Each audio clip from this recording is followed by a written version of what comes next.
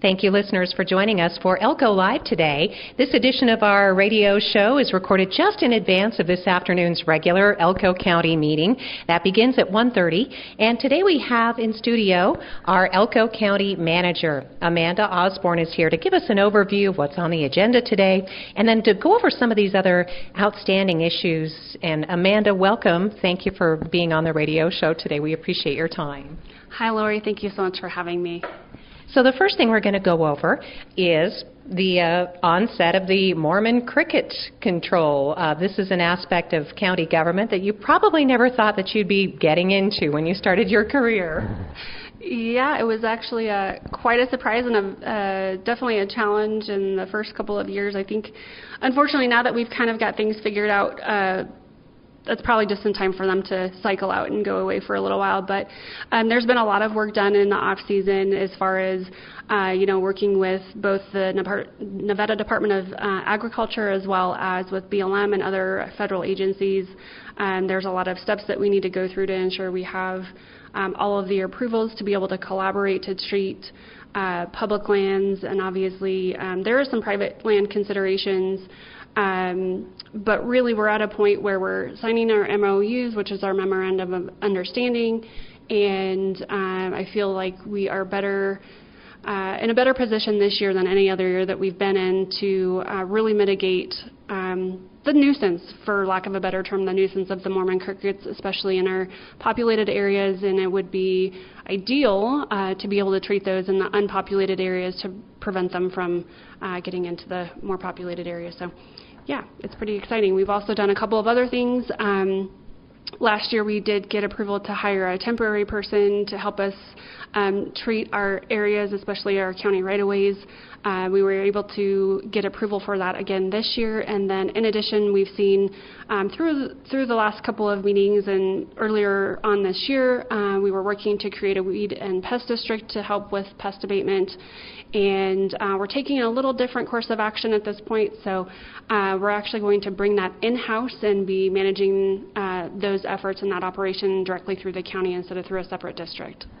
I think that listeners can understand and appreciate that, Amanda. Anytime you create another level or layer of government, it can get more expensive or more cumbersome, and this way you can literally stay close to the ground when it comes to those pesky Mormon crickets. Yeah, absolutely, and really that's the latest discussion that we've had, and the biggest concern from the board, at least, and I really couldn't agree more. It makes sense to manage that in-house, and so yeah, we're excited and looking forward to getting that off the ground. All right, so anytime you do want to report and these crickets do swarm, they're not dangerous, they can cause anxiety, especially when they get into our urban areas, and so when they start swarming, make sure you can contact the Nevada Department of Agriculture at their website, or the Spring Creek Association is also doing a good job, because obviously Spring Creek residents might be really impacted by these Mormon crickets that are on the move. And we're not going to say anything about where they are or in what concentration, because we know, wait 5 minutes and that could change. Absolutely, and thank you for mentioning that. The Spring Creek Association has done a really great job in communicating and providing resources to their residents. They also have the link to the reporting form. The county also has the link to the reporting form on our website. The great thing, and there's been a great improvement this year in terms of it's more real-time versus a couple of days before we get the data, and so like you mentioned, they are on the move, and it makes it difficult to treat sometimes. All right, so that's the official Mormon Cricket update from Elko County Manager Amanda Osborne here in advance of this afternoon's regular Elko County Commission meeting. So now that we've come to the end of the Nevada legislative session, at least round one, there's speculation that we might have to go back in, but that's not being talked about, I guess, yet. Let's find out from Amanda what kind of impacts we're looking at, maybe what was achieved on behalf of the county that might be good news. We should start with that, Amanda. Yeah. As you mentioned, I think the dust is really still settling. Session just ended on Monday, and I'm sure the governor is still reviewing bills for consideration. But one of the things that I'd like to talk about is the elected official salary bill, and that's become a concern for not just Elko County, but counties across the state. And there's been a bill before the legislature the last couple of sessions. It's been several years since there's been an increase for our elected officials, which really causes concern when, we want to attract qualified candidates who are competent, who can really look out for the best interests of our community. And so we're really pleased that the bill passed. I think it was a great compromise in terms of looking out for the smaller counties who may not have the financial resources, as well as, I think it really took into consideration too the staff that work for the elected officials across the state. Just a couple of years ago, the county went through a countywide classification and compensation study, and we certainly made some adjustments there. And one of our concerns and one of the board's concerns, and we've said this quite a few times, I feel like, is that, we were always concerned about making adjustments for staff, but not having the ability to make those adjustments for our elected officials. And so we've experienced some compaction, especially since we implemented those adjustments for staff. There is a provision, obviously, county commissioners are also elected officials, but that really is not, at least for Elko County, was not the focus of the bill. We've been talking for several years now about needing to ensure that our elected officials are compensated fairly and equitably as well, and I feel like that was accomplished. And just to put that in perspective, for listeners' benefit, for example, our district attorney needs to hire professionals within the office to prosecute, and if those attorneys, and you want to attract the best talent that you can, if they start to make more than the district attorney, that's really a that disincentivizes that office. Yeah, absolutely. And, the one thing that I will say about all of our elected officials is that their priority, outside of anything else, is ensuring that we're providing great public service. And I don't feel like there was ever a time where they weren't willing to go the extra mile and do the work that they're elected to do because of the salary. I mean, they recognize that we've been trying to work on this for a while. They have associations that they've worked with to move that forward. And so I'm really proud of all of our elected officials for taking on that responsibility and continuing to do the work anyways. Thanks, Amanda. Amanda Osborne, our county manager, has the benefit of being our former HR director for Elko County, so she understands well how much this compensation, the studies, and the classification of the employees versus the elected officials, how much that means to the future in attracting and retaining our professionals that we value so much. They're the ones, I think you said it best, that the boots are on the ground, they're doing the work. Yeah, exactly. Yeah. So let's move on now and talk about some legislative news, shall we, other than just that, to see if there were any other bills or any other, because again, we may not know about a lot of it. I know the Air Service Development Bill, still waiting to see how that one went, hoping it was as successful as the Pecan Punch Bill, which was pretty popular. Yeah, that's another bill that we were certainly keeping our eye on, is the Air Service Development. Thankfully, Bert Gurr has had his finger on the pulse of that for the last couple of years, and he's been a great support. And, commercial air service in Elko, we've been talking about really since COVID. We were at risk of losing our commercial air service, which has lots of impacts from, healthcare to education to, just industry in general and in our communities. And so, with that, we did something a little bit different and formed a nonprofit to be able to have private-public partnerships to support that. And I think Jan Baum with the City of Elko has probably talked a little bit about their grant program that they were just awarded to enhance air service here in the county. And, I really appreciate all of the work that Jan and her team and the city has done on their part as well. And so it's been a group effort, and again, I appreciate Bert and all of his efforts at the legislature. I know that can be challenging, and so looking forward to hopefully seeing a positive outcome with that bill as well. I know that the community and the city appreciates the county commitment to the Flight Alliance of Northeast Nevada, Amanda. $500,000 is a very serious commitment for 2 years, but to help keep those flights going to and from our region. regional airport. Yeah, absolutely. And, it really is a regional airport. Our catchment area is quite large. We have also collaborated with Lander County, and Eureka County has made a commitment. We're working on the private side of that partnership. Obviously, from a business perspective, you want to know that there's investment. And so we're still working on that private side of that partnership. But overall, it's been good, and would like to continue to see that move forward. So. And of course, when we have an alliance like that, it catches the attention of our federal officials, that's one of the reasons we were successful getting that grant, we're told, and then also puts us on the legislative map. We'll find out within days or so how that progresses and whether we can get some funding.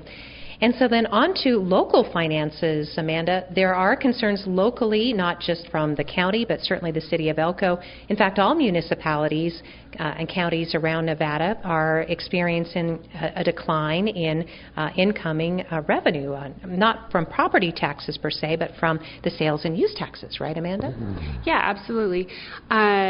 As you mentioned, we internally trend data just to keep track of what it kind of looks like so that we can plan for the future. And so Susan Paprocki, our comptroller, provides a monthly report to myself and to the board. And so back in October, November timeframe, we started to notice somewhat of a declining trend of consolidated tax. And so we started asking questions early and at that time. And it may have came at maybe not a great time, but the state has transitioned software systems, and anyone who's gone through a software transition knows how challenging that can be and how stressful it can be. But certainly some question about why we're seeing these declines. The only thing I can say is that it's trending that way across the entire state, and so it's kind of hard to put your finger on what exactly is factoring into that decline. And we'll continue to monitor that, but we are feeling that across not just Elko County and our incorporated cities, but also across the state. And just as the city of Elko submitted their budget, that's going to be reflected in the budget the county submits, I think down by about $2 million, if I recall that correctly. I'm sure you have a better handle on those numbers, Amanda. Yeah, no, you're quite accurate with that. You're right. And so as a result of that, we're looking at ways to fund the capital needs and infrastructure needs of our public safety departments as a whole.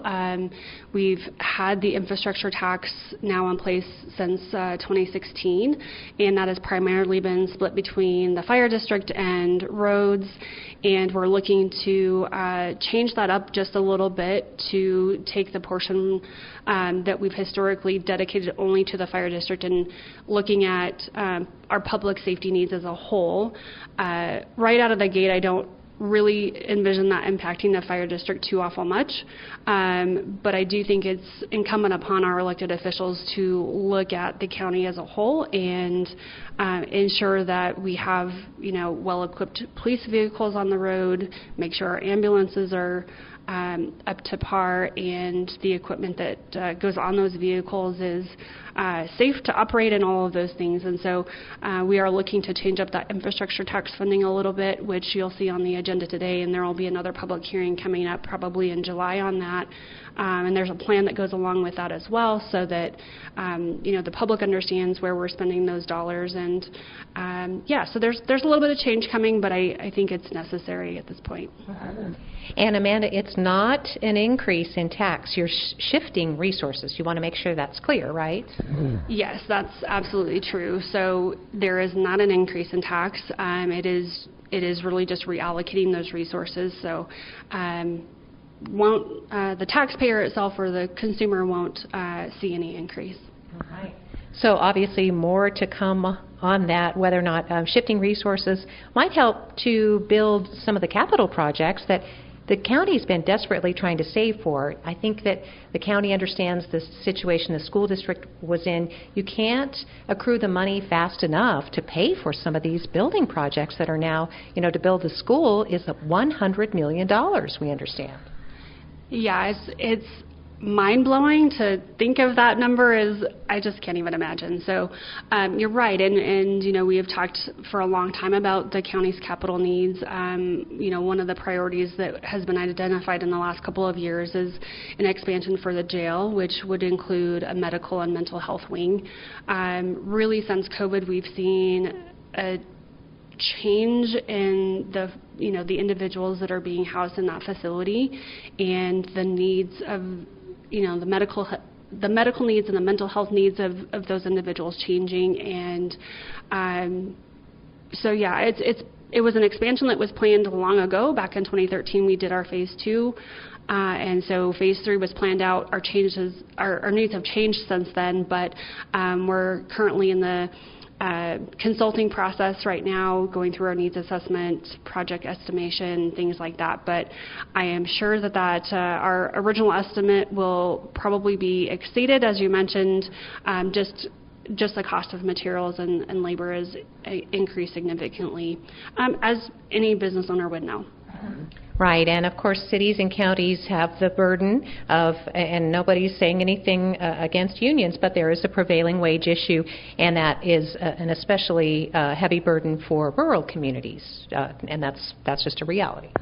It is a reality, and it really comes down to the specialized trades, which, in the grand scheme of things, prevailing wage probably isn't that large of an impact, but it's still definitely there, and it's a concern. There was a bill in the last legislative session, not the one that just ended, but the prior one that had a lot to do with public works projects and prevailing wage, and the county pushed back on that very, very hard, and it impacts the school district, it impacts all of us. So, and at the end of the day, it impacts the taxpayer. So. Amanda Osborne is our Elko County manager. We're speaking in advance of this afternoon's regular meeting that opens at 1:30. And then just reflecting to the sheriff, Aitor Narveza has talked many times on this program, and I know to county commissioners, Amanda, clearly about a third of the inmate population at any given time, he said, are suffering some sort of a mental illness. So that's why this consideration is being given. Yeah, it really is. And, while we have more resources in this community than I think we have had in a long time and maybe forever, it's still not enough to meet the needs. And, some of those needs are higher than a higher level than the resources that we have in the community. It's not uncommon for us to have to transport individuals in our custody to Reno or Las Vegas for whether it's evaluations or treatment or whatever that is. And so we're still working on the scope of this project, but just that transportation cost alone is increasing, and of course wear and tear on vehicles. Obviously employees are having to make that trek, and so kind of looking at it from a holistic point of view in terms of what does this really look like, and making plans for the long term. Right, so that's part of the discussion with capital projects. And again, today's agenda item reflects that in shifting some of the resources in the amendment to the infrastructure tax. This is the first of 2 readings. Is that right, Amanda? That's correct. So because we already have an ordinance in place, or anytime we go through an ordinance process, we do a first reading, and then assuming that it passes first reading, we'll set it for a second reading and a public hearing. So there's a couple of opportunities for the community to provide feedback to the board. And so I think just with publication requirements and things like that, it's likely that will be back on the agenda in July. As far as the regular agenda goes, we're going to be monitoring the situation with reduced sales and use tax along with the other municipalities. Nevada Association of Counties, I'm sure, is watching this. Yeah, Nevada Association of Counties along with the League of Cities is certainly monitoring that, and of course all of our financial folks within our own organizations are watching that very closely and letting us know that it continues to be a concern, and we'll watch that and see where it goes.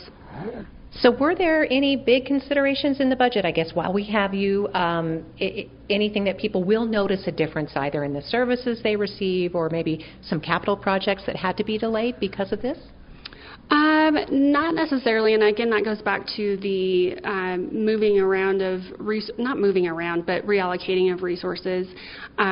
We are going to be hiring a couple of additional equipment operators in the roads department, which we know has been long overdue. We are providing anticipate providing some increased services out in Spring Creek. We've had long conversations about county responsibilities as far as roads go, and that continues to be an evolving conversation with the association. And but one thing that is on the agenda today is the county road maintenance plan. And so last July we actually accepted the parkways, so Spring Creek Parkway, Palace Parkway, Springfield Parkway, Lake Parkway. We accepted those for maintenance, which means we take on that full responsibility. And so again, there are still conversations evolving with Spring Creek Association on what that really looks like. As part of designating those roads for maintenance, we do have to ensure that they're classified, and there's a process to all of that. But those infrastructure tax funds on the road side, we will use for some projects out in Spring Creek. And so this year we will be actually doing it's called a micro slurry seal for the length of Palace Parkway. That's to come later. We're doing some engineering work out there. So excited that the county is working to step up to the plate, so to speak, to provide some better services. And but as far as delays or a decrease in services, we don't anticipate that happening. That's good to know. And again, it's probably important to note that that's a reflection of conservative budgeting, because something that the city of Elko is also takes a great deal of pride in. You make sure that there's a certain amount held in reserve. So for situations just like this. Yeah, I think, as we try to do in our own personal lives, we try to have a little bit of a savings account in the event that, some unexpected or unforeseen circumstances come up, so that we can weather the storm, so to speak. And you're right. Cash Miner was our CFO before, and he was very conservative. Susan is no different, and I hope that,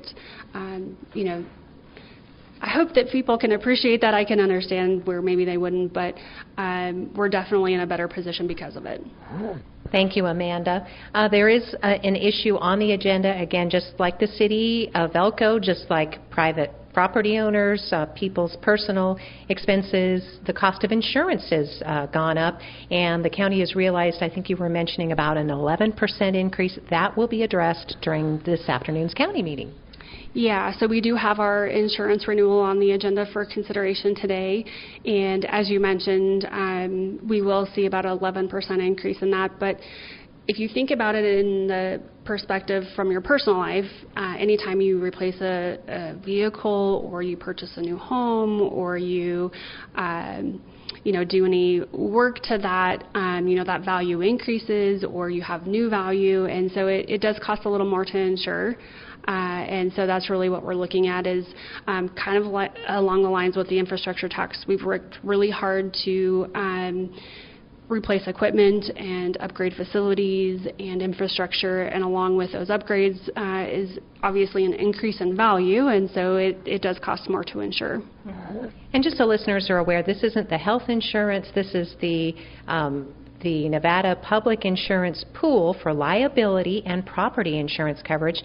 So the number may seem a little astounding, $1.17 million. Is that right, Amanda? That is right. It's expensive for sure. But that's the reality, again, what cities and counties are paying. And it's not on the agenda, but we do know there is a deadline coming up for a big expenditure that's been hanging out there, the $15 million for the Boys and Girls Clubs. And we know that some of those plans need to be in place in order for the county to fully release that money for that project, right? Because I know some people have been talking about it, saying, hey, we could really use the money if the clubs aren't going to be able to build the arena at this point. Yeah, so part of the community agreement that we have with the Boys and Girls Club did release the funding to them already, so that they do have it in their bank account.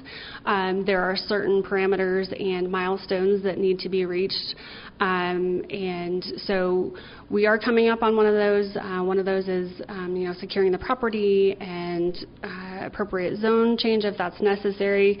And so we are getting monthly updates from Rusty and his team, and so we're being advised that that's moving along well, and so looking forward to their next update, but as far as we understand, that's moving forward. Nothing on the agenda today, so don't get excited, but I think the July deadline is something in July we might see, right? Yeah. It would be August. Okay. Mm-hmm. All right. So looking forward to that this summer. So the wheels are in motion. Just wanted to make sure we mentioned what has been on some people's minds. And as far as other things that are on the agenda, the County Commission will meet in regular session. Anytime you mention Dominion voting systems, that also piques people's interest. There is a presentation from the County Clerk's Office, maybe an amendment to the current agreement with Dominion voting, Amanda. Yeah, that definitely stirs a little, yeah. So it really is an amendment to our current agreement, and mostly related to meeting the mandates from the Secretary of State's office. We had a recent conversation about a previous amendment just a couple of months ago and through the budget process, and while we understand that that is it appears to be a long-term agreement. There's definitely an off-ramp in the event that we need to change gears or select another provider or whatever that might be, obviously depending on the direction from the Secretary of State's office. But that was certainly a point of concern the last time we had the conversation, and we are in a similar position this time, but it is important to know that we do have an off-ramp if we need to. So again, just looking over the existing contract, and the county clerk will be there to make the presentation. Becky always does a really good job in explaining, and in explaining why the county is required to align with the state Secretary of State's office. Yeah, Becky has done a great job. She's not been in the position for very long. She's spent some time with the clerk's office prior to her appointment and subsequent election, but that can be one of the frustrating parts, obviously, is when you don't have complete control over certain aspects of how we do our business. We're getting close to the end of our half an hour in advance of the County Commission regular meeting. That'll open at 1:30 today, the County Commission meeting room. And also on the agenda under natural resources, there'll be some discussion. We all love our outdoor recreation here in Elko County. I think some people have been worried about the proposal to create the Humboldt Rubies Trail. The county has been all in on this one. This is a request for a feasibility study. Yeah, so within the last year we were awarded some grant funding to be able to conduct the feasibility study. We've gone through the requests for proposals, and we did receive one of those proposals, which will be considered today. There's been a lot of work with Curtis and his team. Leslie Creel has done a lot of work on that. NARMAC, I believe, has been involved. And so that will be awarding that contract to complete that feasibility study. And then, Amanda, do we know if there are any concerns about this being funded? Do we rely on federal funds, I guess, for this project? Do we know that yet? Oh, you would have to ask me that, Lori. I don't recall. We actually have had quite a lot of grant funding come before the board in the last couple of years. I don't recall whether that's a state funded grant or if it's federally funded. Either way, there's strings attached to that and certain ways that we can spend those dollars, and so we'll certainly be accountable for whatever that scope of work is. So. Thanks, Amanda. We don't want to bring problems to the board. We certainly want to address them, when they come to the County Commission. So I don't think anybody is naive to the fact that, a lot of our beloved county programs could be impacted in the future, Amanda, but right now it seems like we're in a holding pattern. Yeah, we certainly are seeing some impacts. Especially around social services. So far, it's we're seeing some impacts on the library side. There's still, again, some dust to settle with that as well. The senior center has certainly seen some impacts, and so far, most of our other programs have been okay. So transit is primarily funded, so our public transit service is primarily funded through either federal funding or state funding. There are some private contributions that are used, but those are fairly minimal. It's largely funded through federal dollars, but so far those programs have not been impacted. Okay. Amanda Osborne, we appreciate the update, and anytime you can come and be on the radio show with us, we appreciate your time again. Thank you so much for all that you do for Elko County, and thank you for being here today. Thank you so much for having me.